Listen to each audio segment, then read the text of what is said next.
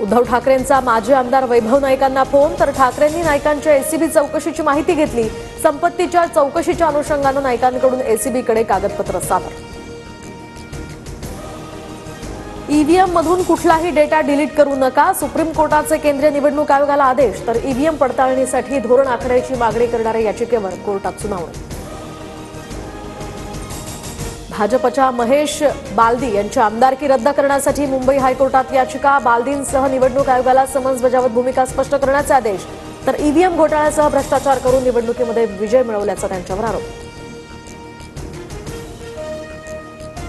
भारतीय लष्कराविरुद्धच्या अपमानास्पद विधानाप्रकरणी राहुल गांधींना यूपी कोर्टाचं समन्स। तर 24 मार्चला या संदर्भातली सुनावणी होणार।